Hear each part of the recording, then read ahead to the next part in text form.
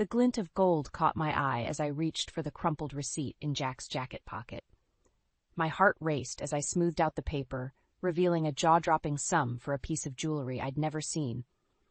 Confusion turned to dread as I realized this wasn't a surprise gift for me. "Jack?"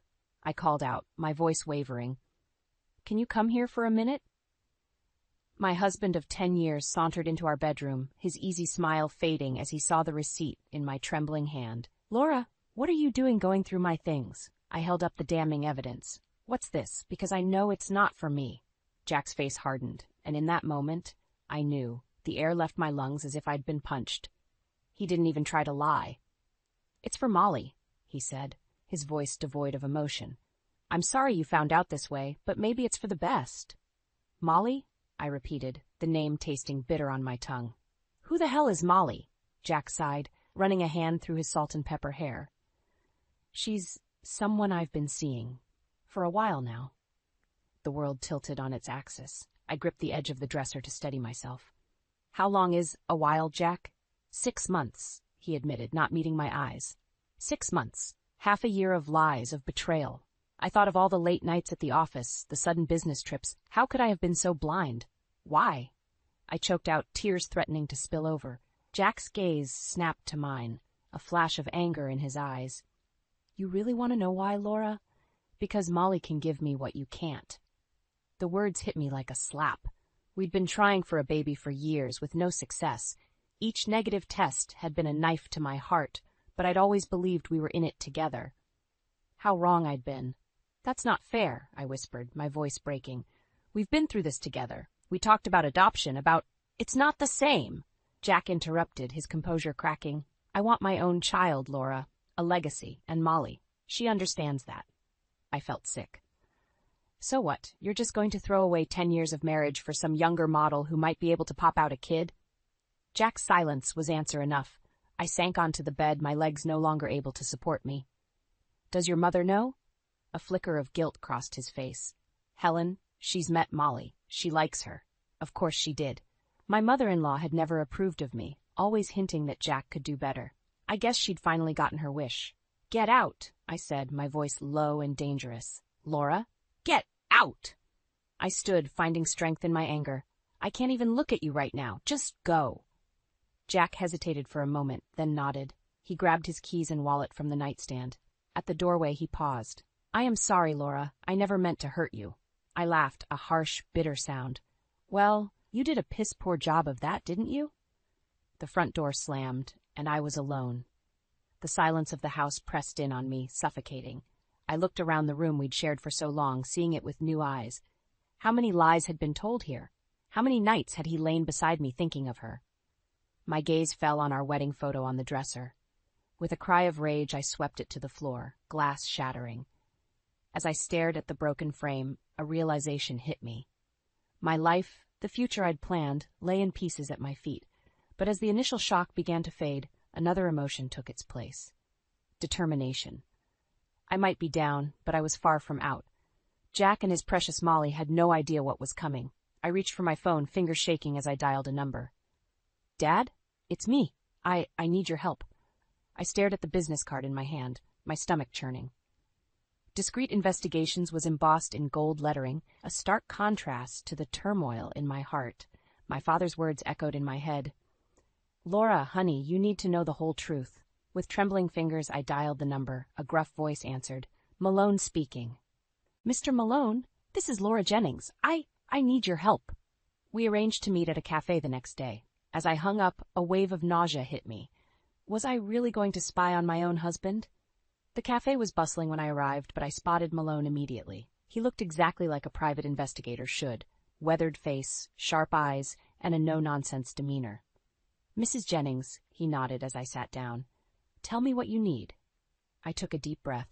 "I need evidence of my husband's affair. Concrete proof." Malone's expression didn't change. "Consider it done. I'll need some information." For the next hour, I laid bare the intimate details of my life, Jack's schedule, his habits, even the make and model of his car. With each revelation, I felt a piece of my heart crumble. "I'll be in touch within a week," Malone said as we parted. "Try to act normal in the meantime." Normal. What a joke. but I managed to go through the motions, even as Jack's lies became more apparent. The late nights, the secretive phone calls, how had I been so blind? 5 agonizing days later, my phone buzzed with a text from Malone. Evidence collected. Meeting tomorrow? Same place. That night, as Jack mumbled another excuse about working late, I felt a surge of anger. Don't bother coming home, I snapped. I'm sure Molly would love to have you. Jack froze, his face paling. Laura, I held up a hand. Save it, I know everything. The next morning, I met Malone with a mix of dread and determination. He slid a manila envelope across the table. It's all there, he said gruffly. Photos, video, even some audio recordings. You sure you want to see this? I nodded, my throat tight.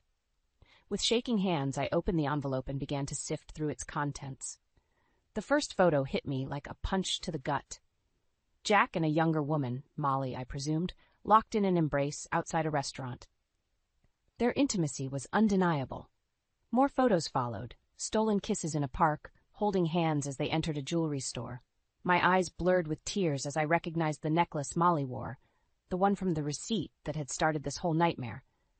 But it was the audio recording that truly broke me. Jack's voice, low and intimate, filled my ears. I love you, Molly.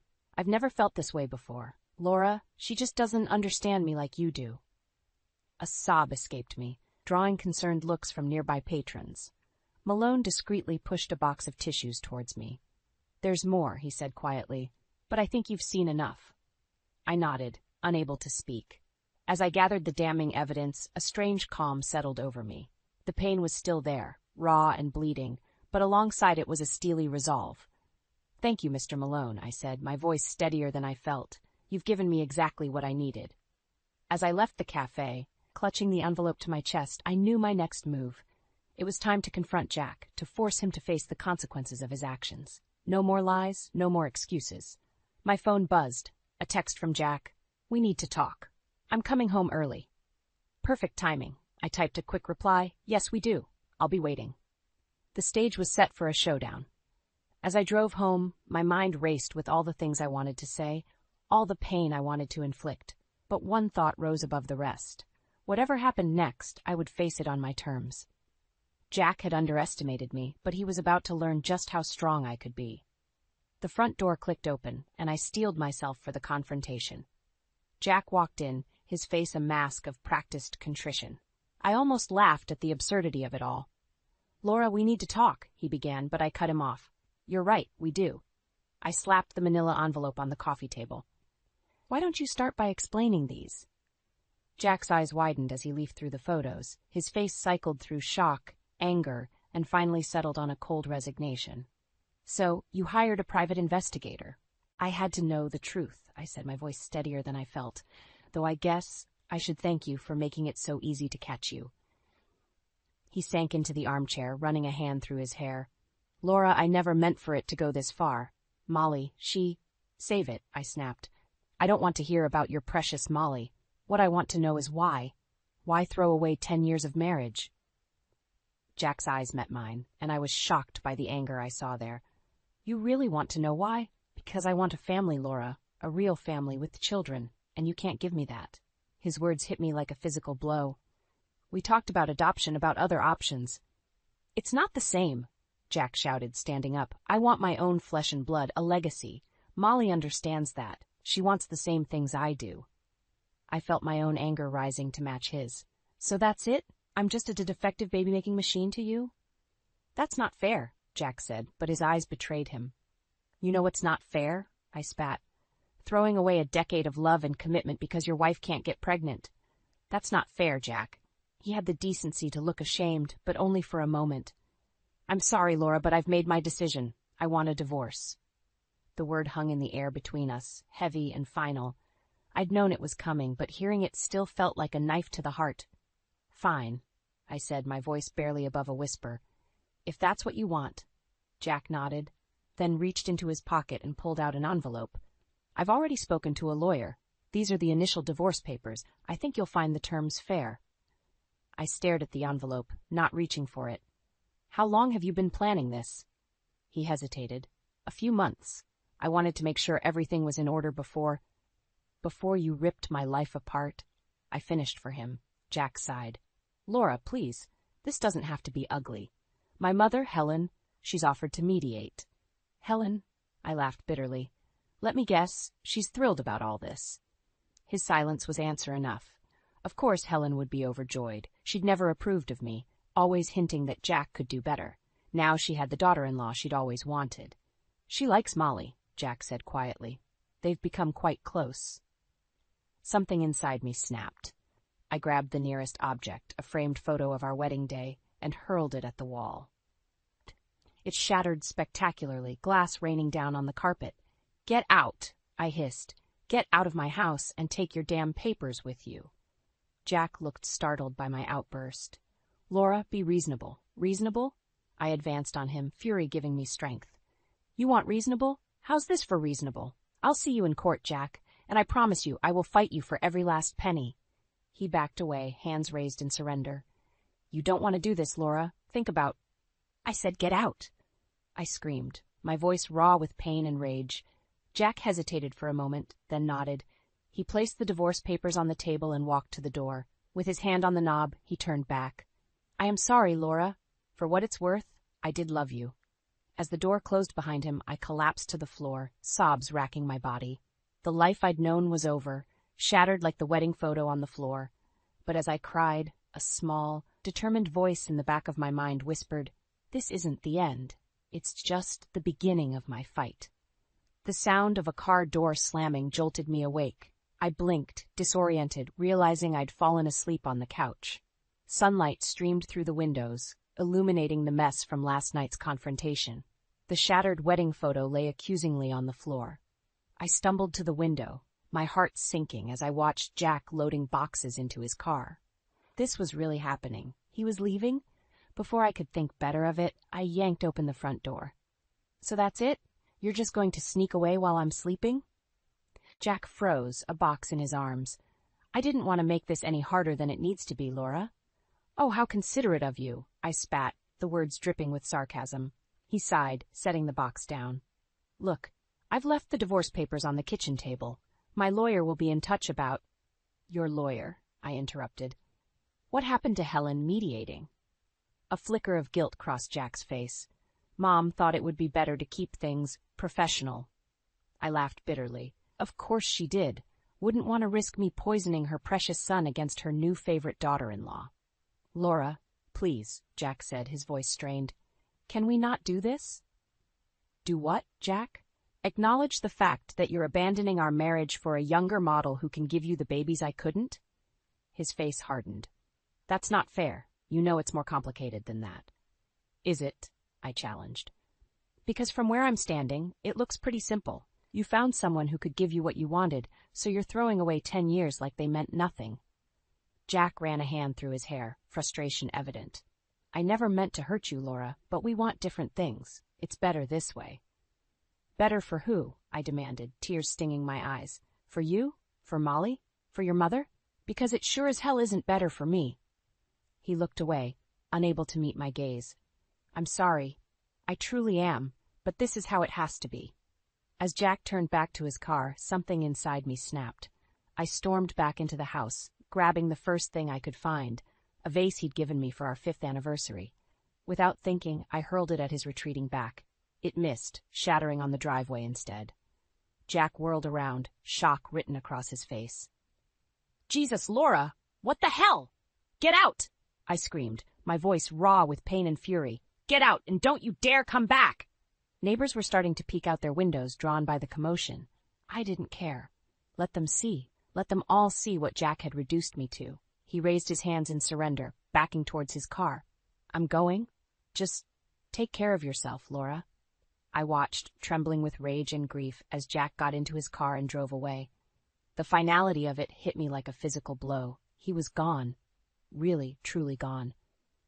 Stumbling back inside, I collapsed onto the couch, sobs racking my body.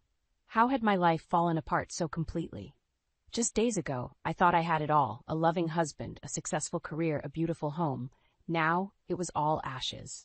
As the tears subsided, leaving me feeling hollow and drained, my gaze fell on the divorce papers on the kitchen table. They seemed to mock me, a stark reminder of my new reality. With shaking hands, I reached for them. I had to face this head on. No more crying, no more throwing things. It was time to be strong, to fight for myself. I picked up my phone, scrolling through my contacts until I found the number I needed. It rang twice before a familiar voice answered. "Dad?" I said, my voice steadier than I felt. "I need your help. Do you know any good divorce lawyers?" As I listened to my father's concerned response, a steely resolve settled over me. Jack thought he could just walk away, that I'd roll over and accept whatever scraps he deigned to throw my way. He was about to learn just how wrong he was. This wasn't the end. It was just the beginning of my fight. The waiting room of Dr. Patel's office felt suffocating. I'd been here countless times before, each visit a reminder of my failure to conceive. Now, 2 weeks after Jack's departure, I sat here again, but for an entirely different reason. "Laura Jennings?" the nurse called, her voice jarring me from my thoughts. I followed her to the examination room, my stomach churning with more than just nausea. Dr. Patel entered moments later, her kind face creased with concern. "Laura, how are you feeling?" she asked, glancing at my chart. "Terrible," I admitted. "I've been sick for days. I thought it was stress from everything, but it's not getting better." Dr. Patel nodded sympathetically. "I see. Well, let's run some tests and see what's going on." As she drew blood and ordered other tests, my mind raced. Could it be? No, it was impossible. After years of trying, of heartbreak and disappointment, there was no way. An hour later, Dr. Patel returned, her expression unreadable. "Laura, I have your results." I braced myself, expecting the worst. "What is it? Is something wrong?" She took a deep breath. "Laura, you're pregnant." The world tilted on its axis. What? Pregnant?" Dr. Patel repeated, a smile breaking across her face. "About 6 weeks along." 6 weeks. My mind reeled, doing the math. It must have happened right before Jack left, during one of our last attempts to salvage our marriage. "But how?" I whispered, tears welling in my eyes. "We tried for so long." Dr. Patel squeezed my hand. "Sometimes, Laura, these things happen when we least expect them. Your body was under less stress, perhaps." Her voice faded into background noise as the reality sank in. I was pregnant, with Jack's child, the child he'd left me for not being able to provide. "Laura?" Dr. Patel's voice cut through my thoughts. "Are you all right?" I nodded, unable to speak. She continued, outlining next steps, scheduling follow-up appointments, but my mind was elsewhere, grappling with the enormity of this revelation. As I left the clinic, my phone buzzed. A text from Jack. "Lawyer wants to meet next week to finalize divorce terms. Let me know if that works for you." A hysterical laugh bubbled up in my throat. Oh, how the tables had turned. I typed back a quick "fine" before calling the one person I knew I could trust. "Mom," I said when she answered, "I need you and Dad to come over. Now." An hour later, I sat across from my parents in my living room, clutching a mug of tea like a lifeline. "Sweetheart," my mother said gently, "what's going on? You're scaring us." I took a deep breath. "I'm pregnant." The silence that followed was deafening. Then my father's voice, gruff with emotion. "Does Jack know?" I shook my head. "No one knows except you two. I just found out today." "Oh, Laura," my mother breathed, moving to sit beside me. "What are you going to do?" That was the million-dollar question, wasn't it? What was I going to do? Tell Jack and risk him coming back out of obligation? Keep it a secret and raise this child alone? The possibilities swirled in my mind, each more daunting than the last. "I don't know," I admitted, my voice breaking. I don't know." My father leaned forward, his eyes fierce with protective love. "Whatever you decide, we're here for you, all the way." As my parents enveloped me in a hug, I felt a surge of strength. This child, this miracle I'd longed for, was now my responsibility, my chance at the family I'd always wanted. In that moment, I made my decision. I would keep this baby, with or without Jack. I would fight for my child, for our future, with everything I had. "I'm keeping the baby," I said, my voice steady for the first time in weeks, "and I'm going to need a better lawyer." My parents exchanged a look of determination. "We'll call cousin Sarah." My father said, "She's the best family lawyer in the state." As they started making plans, I placed a hand on my still flat stomach. To this tiny life inside me, I made a silent promise. I will protect you, love you, and give you the best life possible, no matter what. The road ahead would be hard, but I was ready. This was the dawn of my new life, and I intended to face it head on. The conference room felt like a battlefield. On one side sat Jack and his lawyer, their faces impassive. On the other, I sat with Sarah, my cousin and now fierce legal advocate. My hand rested protectively over my slightly swollen belly, hidden beneath a loose blouse.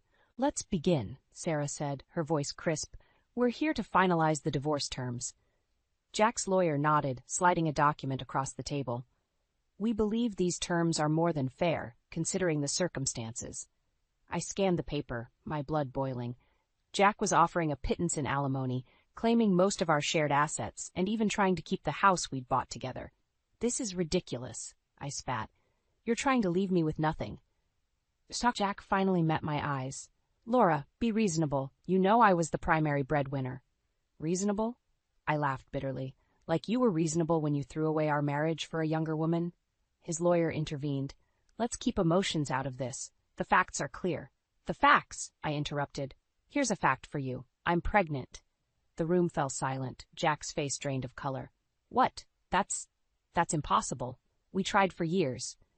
"Well, it happened," I said, my voice steady. "Right before you left, so your fair terms, they need some serious adjustment."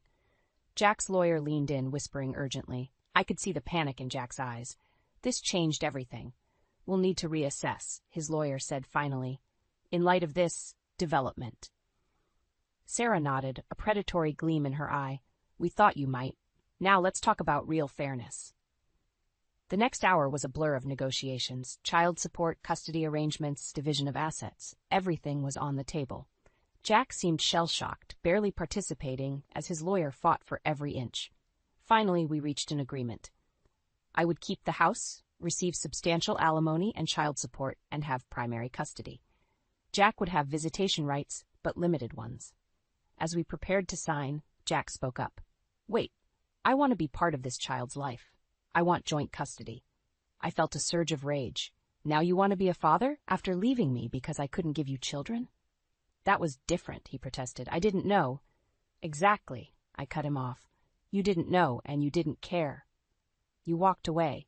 You don't get to waltz back in now that it's convenient." Jack's face hardened. "I have rights. This is my child, too."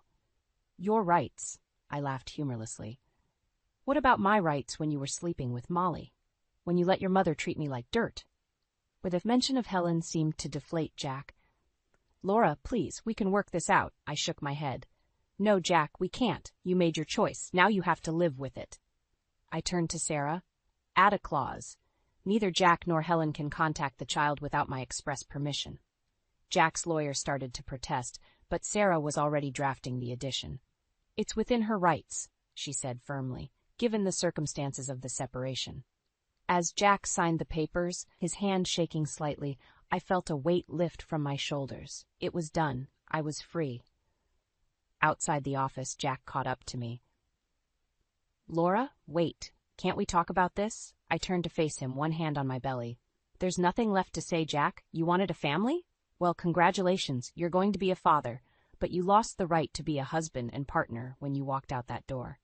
His face crumpled. "I made a mistake. I see that now. Please give me another chance." For a moment, I wavered.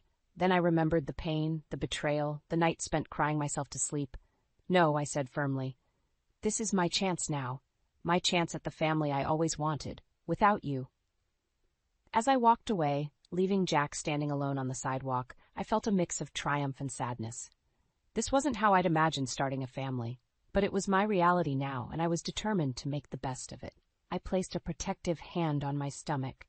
"It's just you and me now, little one," I whispered, "and we're going to be just fine." The shrill cry of my son Ethan pierced through the peaceful Saturday morning. I rushed to his room, my heart racing. As I scooped him into my arms, a commotion outside caught my attention. Through the window, I saw a familiar car pulling into my driveway. My blood ran cold. "Helen." "Shh, it's okay, baby," I murmured to Ethan, even as panic rose in my throat. What was she doing here? The doorbell rang, followed by insistent knocking. "Laura, I know you're in there. Open up." I clutched Ethan tighter, my mind racing. 2 years of peace, of building a life for just the two of us. And now this. "Laura," Helen's voice grew more shrill. "I have a right to see my grandson." "No, you don't," I whispered, but my voice shook. The divorce agreement was clear. Neither Jack nor Helen could contact us without my permission. The knocking turned to pounding.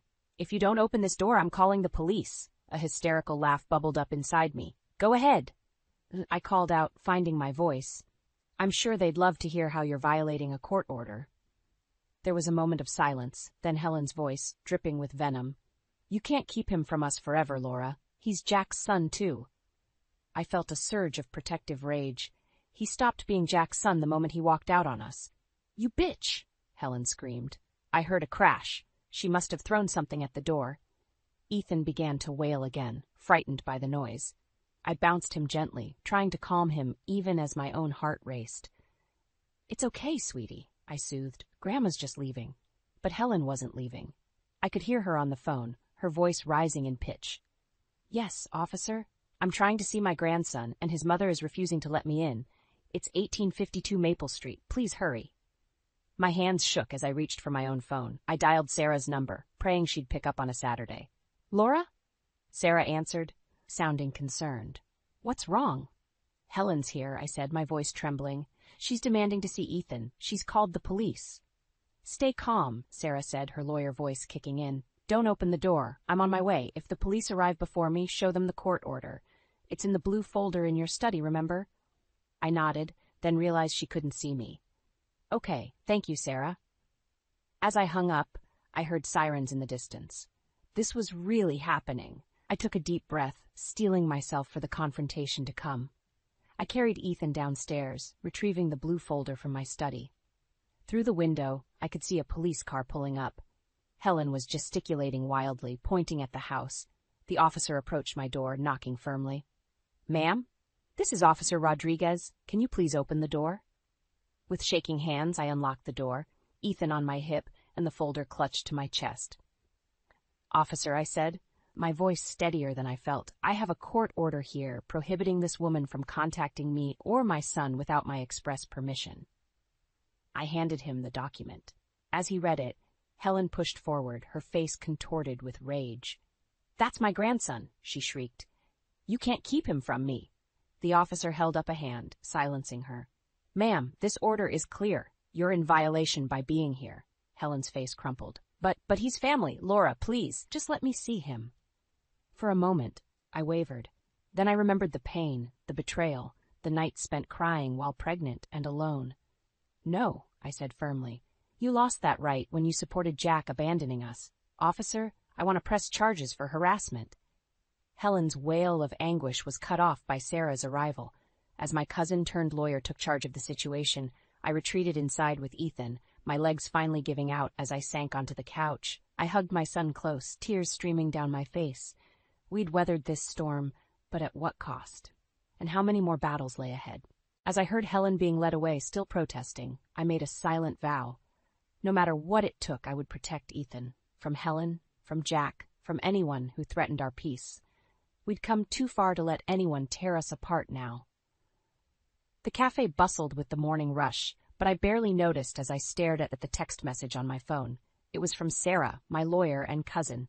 Jack's filing for increased visitation. Hearing set for next month. Call me ASAP. My hands shook as I set the phone down.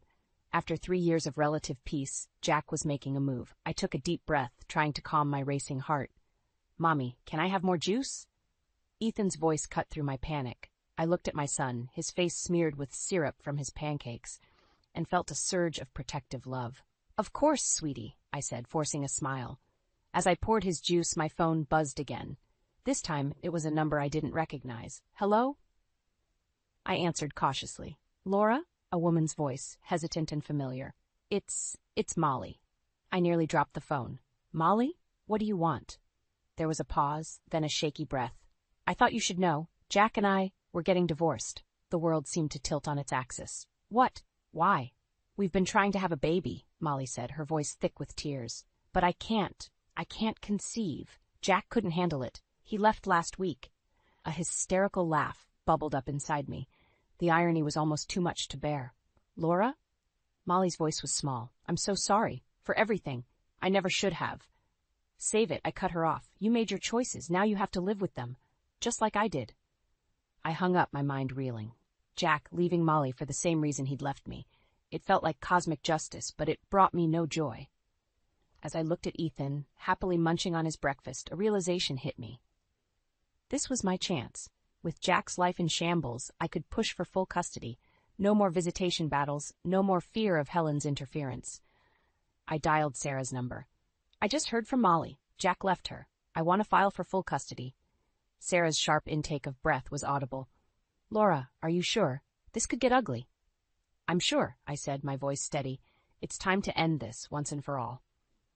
The next month was a whirlwind of legal preparations and sleepless nights. Finally, the day of the hearing arrived. As I walked into the courtroom, I saw Jack for the first time in years. He looked haggard, defeated. For a moment, I felt a pang of sympathy. Then I remembered everything he'd put me through, and my resolve hardened. The judge looked between us, her expression stern. Mr. Jennings, you're seeking increased visitation. Mrs. Jennings, you're countering with a request for full custody. Let's hear your arguments. Jack's lawyer went first, painting a picture of a reformed man who'd made mistakes but deserved a second chance. When it was our turn, Sarah laid out our case methodically. Jack's abandonment, his pattern of leaving when things got tough, the stability I'd provided for Ethan. As the judge deliberated, Jack approached me. Laura, please, he whispered. Don't take my son away from me. I've lost everything else. I looked at him, really looked at him, for the first time in years. I saw the man I'd once loved, the father of my child. But I also saw the man who'd broken my heart, who'd walked away when things got hard. You lost him the day you walked out on us, I said, my voice low but firm. I'm just making it official. The judge's decision was swift and final. Full custody granted to me, with Jack allowed supervised visitation twice a month. As she read out the terms, I felt a weight lift from my shoulders. It was over. We were free. Outside the courtroom, I hugged Sarah tightly. Thank you, I whispered, for everything. She squeezed me back. You did this, Laura. You fought for yourself and for Ethan. I'm so proud of you. As I drove home, my mind raced with possibilities. For the first time in years, I felt truly free. No more looking over my shoulder, no more fear of Jack or Helen swooping in to disrupt our lives. I picked up Ethan from my parents' house, hugging him close. How about we go for ice cream, buddy? I suggested. His face lit up. Really? Can I have 2 scoops? I laughed, feeling lighter than I had in years. You can have as many scoops as you want. We're celebrating. As we sat in the ice cream parlor, Ethan happily devouring his sundae, I looked at my son and felt a surge of love and pride. We'd been through so much, but we'd come out stronger. This was our new beginning, our chance at the family I'd always dreamed of. It wasn't the path I'd expected, but sitting here with my son, I knew without a doubt this was exactly where I was meant to be. The doorbell chimed, shattering the peaceful Sunday afternoon. I froze, wooden spoon in hand, a pot of simmering marinara sauce momentarily forgotten on the stove. My husband Ethan's footsteps echoed down the hallway as he went to answer. Mom, I heard him say, surprise coloring his voice. What are you doing here? My stomach clenched. Mary. My mother-in-law's unexpected visits never boded well. I wiped my hands on my apron and stepped into the living room, plastering on a smile. Mary, what a lovely surprise, I said, hoping my voice didn't betray my unease. Mary stood in the doorway, her perfectly coiffed silver hair gleaming in the afternoon sun. Her eyes, sharp as ever, darted around the room before settling on me. Ava, dear, she said, her tone saccharine. I hope I'm not interrupting anything. Not at all, Ethan said, ushering her inside. We were just about to have dinner. Would you like to join us? I shot him a look, but he missed it, focused on helping his mother remove her coat. Oh, I wouldn't want to impose, Mary said, even as she settled herself on our sofa. I just needed to speak with you both about something important. The hairs on the back of my neck stood up. Is everything all right? I asked, perching on the arm of Ethan's chair. Is it Henry? Is he okay? Mary's face crumpled, and for a moment I saw genuine pain in her eyes. It's your father, she said, turning to Ethan. The doctor called this morning. His condition, it's worse than we thought. Ethan leaned forward, his face etched with concern. What do you mean, Mom? What did the doctor say? I reached out and squeezed his shoulder, my heart aching for him. Henry had been battling Parkinson's for years, but lately his decline had been more rapid. Mary dabbed at her eyes with a lace handkerchief. He needs more care than I can provide at home. The doctor... He's recommending a nursing facility. A nursing home? Ethan's voice cracked.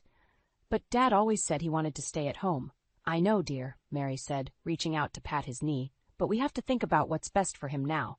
The facility the doctor recommended is excellent, but I knew what was coming before she said it. It's expensive, Mary finished, her eyes now fixed on me. Very expensive. The room fell silent, save for the distant bubbling of my neglected marinara sauce. I could feel the weight of Mary's gaze, the unspoken expectation hanging in the air. Ethan cleared his throat.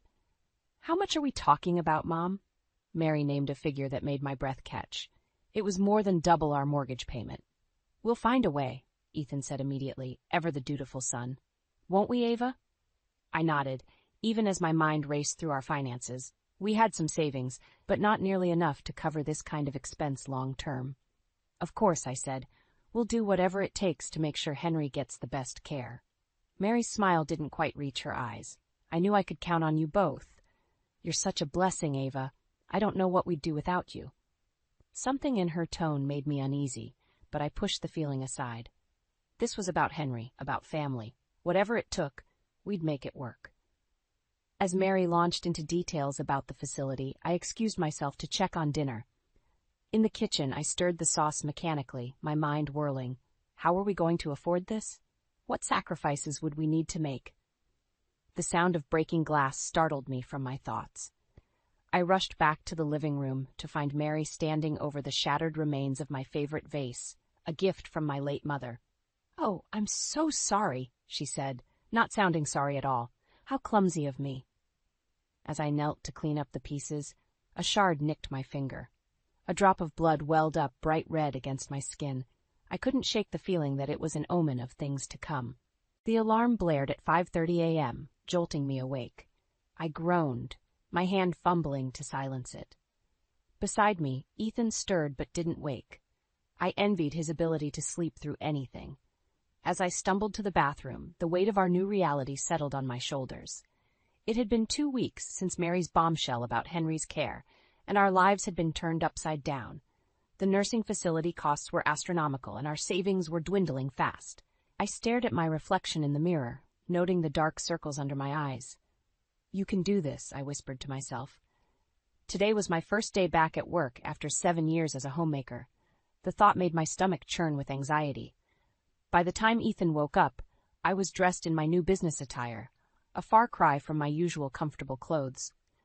He blinked at me, confusion clouding his face for a moment before realization dawned.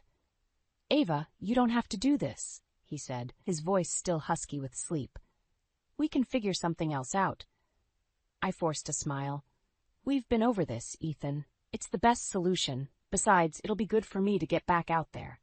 He pulled me into a hug, and I breathed in his familiar scent, drawing strength from his embrace. "You're amazing, you know that?" he murmured into my hair. As I drove to my new job at a local real estate office, my phone buzzed. Mary's name flashed on the screen. I hesitated before answering. "Ava, dear?" Mary's syrupy voice filled the car. "I hope I'm not catching you at a bad time." "I'm on my way to work, Mary. Is everything okay?" "Oh, yes, everything's fine.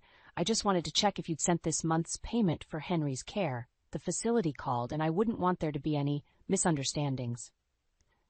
My grip tightened on the steering wheel. "I transferred the money to your account last week, Mary, just like we agreed." "Did you? Oh, I must have overlooked it. I'll check again. Drive safely, dear." The call ended, leaving me with a knot in my stomach. Something about Mary's tone didn't sit right with me. At the office, I threw myself into learning my new role, grateful for the distraction. My coworkers were kind, if a bit curious about the new middle-aged recruit. By lunchtime, I was exhausted but feeling more confident. As I unwrapped my sandwich in the break room, my phone buzzed again. This time it was Ethan. "Hey, how's your first day going?" he asked. "It's going," I replied, trying to inject some enthusiasm into my voice. "How are you doing?" There was a pause. "I just got off the phone with the nursing facility. They said they haven't received our payment yet." My blood ran cold. "That's impossible. I transferred the money to your mom last week." "I know. I told them that. They said they'll look into it, but Ava, I'm worried. This isn't like Mom to forget something so important." I bit my lip, Mary's earlier call suddenly taking on a sinister tone.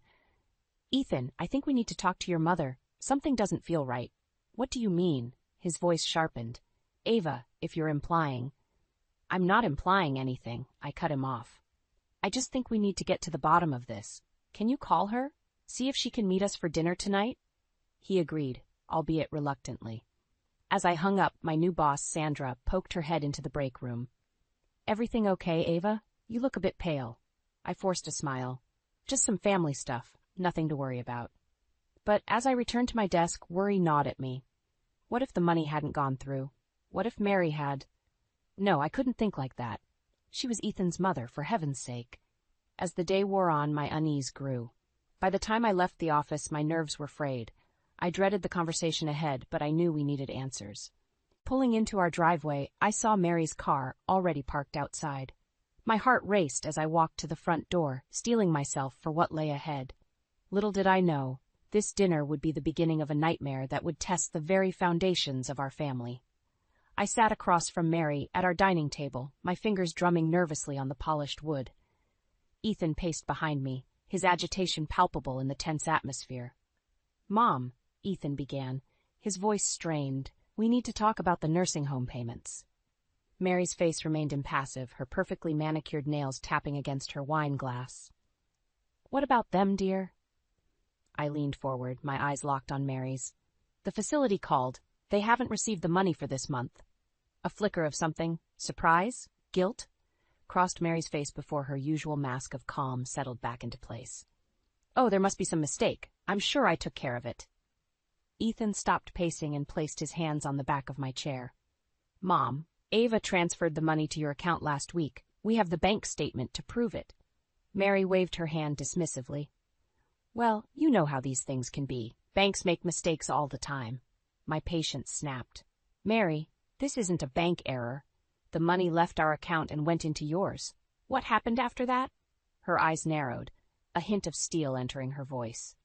Are you accusing me of something, Ava? Before I could respond, Ethan intervened. No one's accusing anyone, Mom. We just need to figure out what happened to the money. Mary's demeanor suddenly shifted, her eyes filling with tears. Oh, Ethan, I'm so sorry. I should have told you sooner. My heart raced as I braced myself for what was coming. I had to use the money for an emergency, Mary said, dabbing at her eyes with a napkin. Your cousin Sarah? You remember her, don't you? She called me in tears. Her husband left her and she was about to lose her house. I couldn't just stand by and do nothing. Ethan's grip on my chair tightened. Mom, that money was for Dad's care. How could you? I know, Mary interrupted, her voice quavering. I was going to pay it back, I swear. I just needed a little more time. I felt a surge of anger. Mary, why didn't you tell us? We could have figured something out together. She turned her teary gaze on me. I didn't want to burden you both. You've already done so much. Ethan ran a hand through his hair, frustration etched on his face. Mom, we need to fix this. The nursing home needs to be paid. Mary nodded, composing herself. Of course, dear. I'll take care of it first thing in the morning. I have some savings I can use. As she spoke, a thought niggled at the back of my mind. Something about this didn't add up. Mary, I said slowly, how did you transfer the money to Sarah so quickly? Bank transfers usually take a few days to process. Her eyes widened slightly, and I knew I'd caught her in a lie. Oh, well, I wired it to her. It was faster that way. Ethan looked between us, confusion clear on his face. Mom, what's going on? Mary's facade cracked just for a moment, and I saw a flash of calculation in her eyes. Then she burst into fresh tears. I'm so sorry, I didn't mean for this to happen. I have a problem. What kind of problem? Ethan asked, his voice barely above a whisper. Gambling, Mary choked out. I've been trying to stop, but I thought if I could just win big once, I could pay for your father's care and you wouldn't have to worry anymore.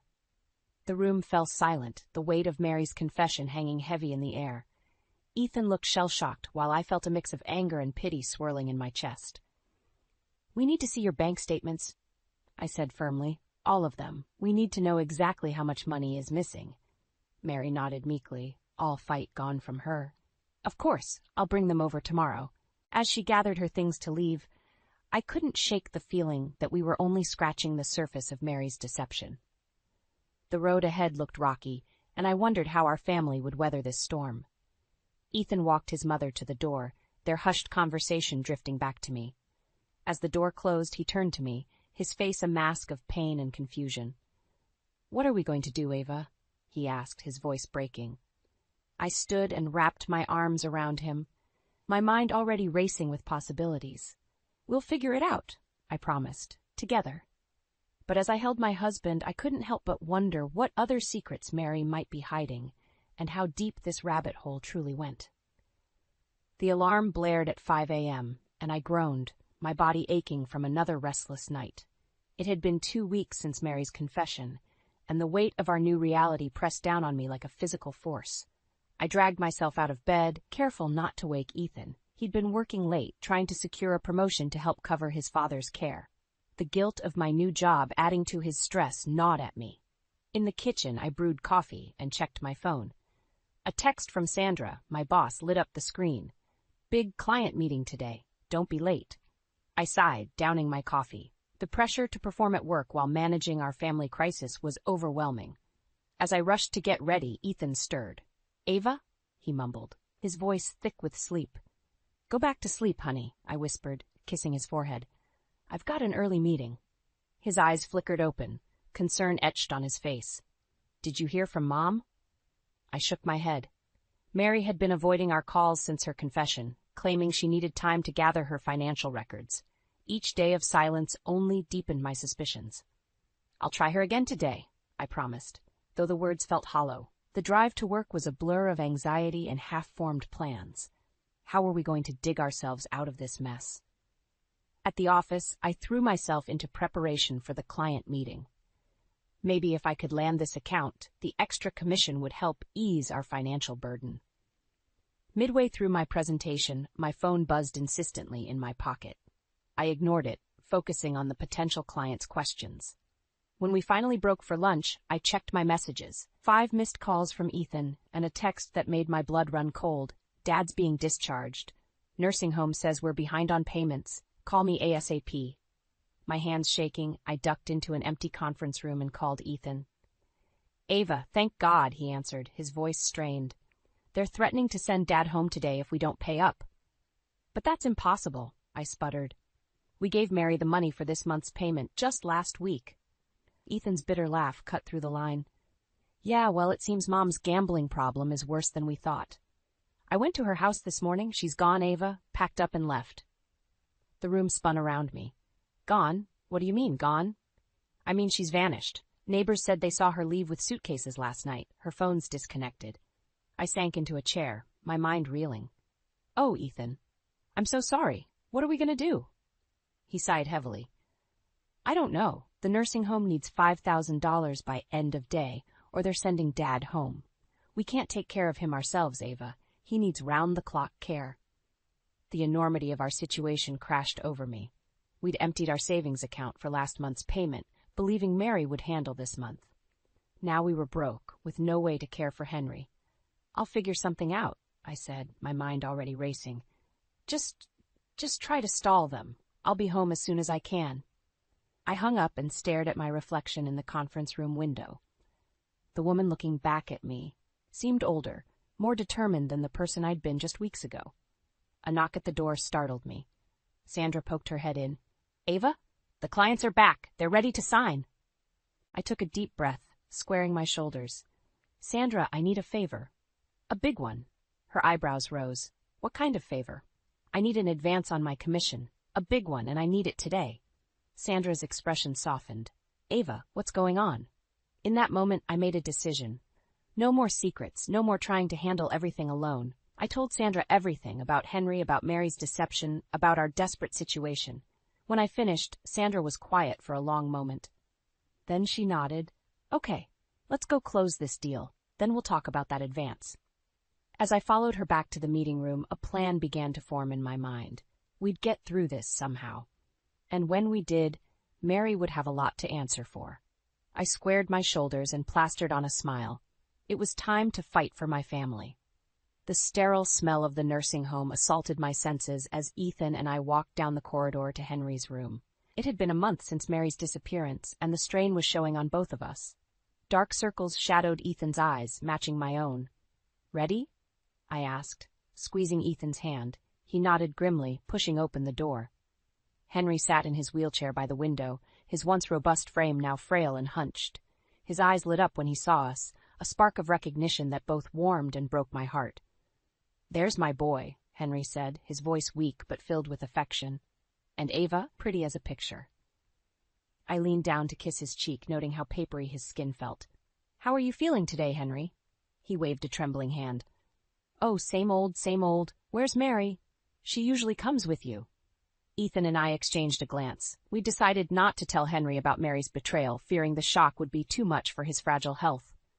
"Mom's not feeling well today," Ethan lied smoothly. "She sends her love." Henry nodded, seemingly satisfied. As Ethan wheeled him out to the garden for some fresh air, I hung back, cornering Henry's nurse. "How's he really doing?" I asked in a low voice. The nurse, Sarah, hesitated. "He has good days and bad days. But honestly, Mrs. Thompson, we're concerned about his rapid decline. Has he been under any unusual stress lately?" I bit my lip, guilt gnawing at me. "Not that we know of. Why?" Sarah lowered her voice. "It's just, well, Mrs. Thompson Sr. was here last week. They had quite a heated discussion. Mr. Thompson was very agitated afterward." My blood ran cold. "Mary was here? When?" "Last Tuesday. I assumed you knew." I forced a smile. "Of course. Thank you, Sarah." My mind raced as I joined Ethan and Henry in the garden. Mary had been here, despite telling us she was out of state sorting things out. What game was she playing? As we said our goodbyes, Henry grasped my hand. "Ava, dear, could you do me a favor?" "Anything, Henry." His rheumy eyes met mine, suddenly sharp. "Check the safe in my old study. The combination is your wedding date. There's something there you and Ethan need to see." Before I could question him further, a coughing fit overtook him. By the time the nurses had him settled, he'd drifted off to sleep. On the drive home, I filled Ethan in on what I'd learned. "I can't believe she came here," Ethan fumed, his knuckles white on the steering wheel. "What was she thinking?" "I don't know." I said, "But I think we need to check that safe." An hour later, we stood in Henry's musty study. The safe creaked open, revealing a stack of documents. "What is all this?" Ethan muttered, leafing through the papers. My eyes widened as I scanned a bank statement. "Ethan, look at this. It's an offshore account in your mom's name. There's over $500,000 here." Ethan snatched the paper, his face paling. "That's impossible. Where would she get this kind of money?" As we dug deeper, a sickening picture emerged. False invoices, doctored bank statements, a web of lies stretching back years. "She's been embezzling from Dad's company," Ethan whispered, horror etched on his face. "All this time." My phone buzzed. A text from Sarah. "Mr. Thompson took a turn. Come quickly." I showed Ethan the message, our eyes meeting in shared anguish. "What do we do?" I asked, my voice barely audible. Ethan's jaw clenched, a determination I'd never seen before hardening his features. "We go to the police. Then we go to Dad. It's time to end this." As we rushed out the door, the weight of the decision pressed down on me. We were about to shatter what was left of our family. But as I thought of Henry, alone and declining in that sterile room, I knew we had no choice. The storm we'd been dreading was finally breaking, and we had to face it head-on. The shrill ring of my phone jolted me awake. I fumbled for it in the darkness, my heart racing as I saw the nursing home's number flash on the screen. "Mrs. Thompson?" The night nurse's voice was tense. "You need to come immediately. Your father-in-law has taken a turn for the worse." I shook Ethan awake, and we dressed in a frantic blur. The drive to the nursing home was a nightmare of screeching tires and red lights that seemed to last an eternity. We burst into Henry's room to find a flurry of activity. Doctors and nurses swarmed around his bed, their urgent whispers filling the air. "What's happening?" Ethan demanded, his voice cracking. A doctor turned to us, his face grave. "Mr. Thompson has suffered a severe stroke. We're doing everything we can, but—" His words faded into background noise as I watched Henry's chest rise and fall with painful effort. How had things gone so wrong so quickly? Hours crawled by as we waited for news. As dawn broke, the doctor returned, looking exhausted. "We've stabilized him," he said, "but he'll need specialized care, more than we can provide here." Relief flooded through me, quickly followed by a new wave of anxiety. "What kind of care?" I asked. "There's a facility that specializes in stroke recovery," the doctor explained. "But it's expensive, and they require payment up front." Ethan and I exchanged a look of despair. We drained our savings paying for Henry's care here. How could we possibly afford something even more expensive? How much? Ethan asked, his voice hollow. The figure the doctor named made my knees weak. It was more than we made in a year. We'll figure it out, I said, squeezing Ethan's hand. Somehow. But as we left the hospital, reality crashed down on us. We had no money, no assets to liquidate, and Mary had vanished with the embezzled funds. Maybe we could get a loan, I suggested weakly as we entered our house. Ethan shook his head, slumping onto the couch. With what collateral? We're already mortgaged to the hilt. I was about to respond when Ethan's phone rang. He answered, his face darkening as he listened. What is it? I asked as he hung up. That was the nursing home, he said, his voice trembling with rage. They're threatening to discharge Dad. Apparently, we're 3 months behind on payments. What? I gasped. But that's impossible. We've been transferring the money to your mom's account every month. Ethan's eyes widened with sudden realization. Mom, he growled. She never paid them. She took the money and ran. The room spun around me as the full weight of Mary's betrayal hit home. Not only had she stolen from Henry's company, but she'd also taken the money meant for his care. We need to go to the police, I said, reaching for my phone. Wait, Ethan said, grabbing my wrist. His eyes bore into mine, filled with an emotion I couldn't quite place. Before we do that, I need to know something. My stomach clenched. What? Did you know, he asked, his voice low and dangerous. About the money, about Mom's embezzlement. Did you know any of it? I recoiled as if he'd slapped me. How can you ask me that? Of course I didn't know. Then why were you so suspicious of her? He pressed. You've been uneasy about Mom for weeks. Why? Anger and hurt warred within me. Because I could see what you couldn't, I shouted. I saw how she manipulated you, how she always had an excuse for everything. I knew something was wrong, but I never imagined it was this bad. Ethan's face crumpled, the fight draining out of him.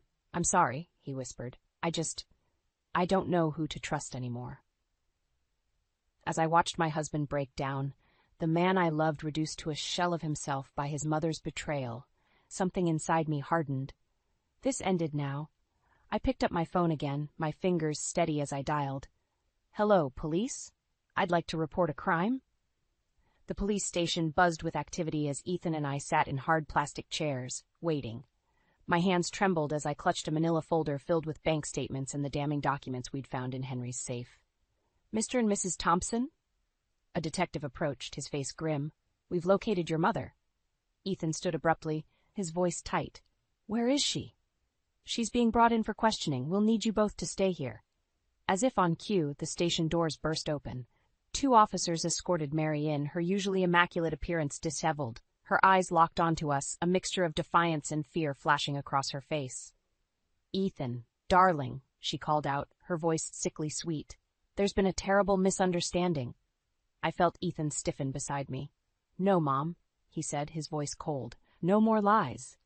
The detective ushered us into separate rooms for questioning. Hours passed as we recounted every detail, every suspicion, every betrayal. By the time we emerged, I felt wrung out, my emotions raw and exposed. In the hallway, we came face to face with Mary again. This time, her mask had slipped, revealing the desperation beneath. You don't understand, she hissed, her eyes darting between us. I did it for us, for the family. I couldn't hold back anymore. For the family, I spat. You stole from your own husband, left him to suffer without proper care. How dare you claim this was for anyone but yourself? Mary's face contorted with rage. You, she snarled, jabbing a finger at me. You turned my son against me. This is all your fault. Ethan stepped between us, his voice shaking with anger. No, Mom, this is your fault. Your lies, your theft, your betrayal. It ends now. As the officers led Mary away, her shouts echoing down the hallway, my phone buzzed. It was the nursing home. Mrs. Thompson, we need to discuss your father-in-law's situation urgently. My heart sank. In the chaos of Mary's arrest, we'd forgotten about Henry's precarious condition. We can't keep him here without payment, the administrator said, her voice apologetic but firm. We'll have to discharge him tomorrow. Panic clawed at my throat. Please, we just need a little more time. We're sorting out a financial situation. I'm sorry, but we've already extended too much credit. If you can't pay by noon tomorrow, we'll have to release him to your care. The call ended, leaving me shell-shocked. Ethan looked at me, his face ashen. What are we going to do? He whispered. I took a deep breath. steeling myself. We fight. We've come this far. We're not giving up now. We spent the night making frantic calls to banks, to lawyers, to anyone who might be able to help. But as dawn broke, we were no closer to a solution. Exhausted and desperate, we arrived at the nursing home. Henry was awake, his eyes clearer than they had been in weeks. "I heard you found the safe," he said, his voice weak but steady. Ethan nodded, tears in his eyes. "Dad, I'm so sorry, we had no idea." Henry held up a trembling hand. "No apologies. You did what needed to be done." He fumbled with something on his bedside table, producing a small key. "There's one more thing you need to see. In my old desk, bottom drawer, this key will open it." Hope flared in my chest. Could this be the solution we so desperately needed? As we prepared to leave, a commotion erupted in the hallway. Mary's voice, shrill and angry, cut through the air. "You can't keep me from my husband. I have rights." Ethan and I exchanged panicked looks. How had she gotten here? What more damage could she do? As Mary burst into the room, her eyes wild, I knew we were facing our final confrontation. Everything we had fought for, everything we had endured, had led to this moment. With Henry watching, his face a mask of sorrow and resolve, I squared my shoulders. Whatever came next, we would face it together. The tension in Henry's hospital room was palpable as Mary stood before us, her eyes wild with desperation. Ethan moved protectively in front of his father's bed while I clutched the small key Henry had given us. "You ungrateful children," Mary spat, her voice dripping with venom. "After everything I've done for this family." Henry's weak voice cut through the chaos. "Enough, Mary, it's over." We all turned to look at him, surprised by the strength in his tone. He struggled to sit up, and I rushed to help him. "Henry, please," Mary pleaded, her demeanor suddenly shifting. "You don't understand. I was trying to secure our future, our comfort." Henry's eyes, once clouded with illness, now shone with clarity and determination. "By stealing from me? From our son? No, Mary, I understand perfectly." He turned to Ethan and me. "The desk," he said. "Go now." We didn't need to be told twice. Leaving Henry under the watchful eye of the nursing staff, we raced to his old study. With trembling hands, I inserted the key into the bottom drawer of his antique desk. Inside, we found a thick envelope. Ethan tore it open, revealing stacks of documents, stock certificates, property deeds, and a handwritten letter from Henry. "He knew," Ethan whispered, his voice choked with emotion. "He knew what Mom was doing all along. He was gathering evidence." As we pored over the documents, the full extent of Mary's deception became clear. She hadn't just been embezzling from the company. She'd been siphoning money from their personal accounts for years, building a secret nest egg for herself. Armed with this new information, we returned to the hospital. The police had arrived, alerted by the staff to Mary's unauthorized presence. "Mom," Ethan said, his voice steady despite the pain in his eyes. "It's time to tell the truth. All of it." Faced with the overwhelming evidence and Henry's unwavering gaze, Mary's carefully constructed facade finally crumbled. She confessed to everything, the embezzlement, the lies, the manipulation. As the police led her away, she turned to us one last time. "I only wanted what was best," she said, her voice small and broken. "No, Mary," I replied, finding strength I didn't know I possessed. "You only wanted what was best for yourself." In the days that followed, we worked tirelessly to set things right. With Henry's hidden assets, we were able to cover his medical expenses and move him to a better facility closer to our home. The company initiated legal proceedings against Mary, and Henry filed for divorce.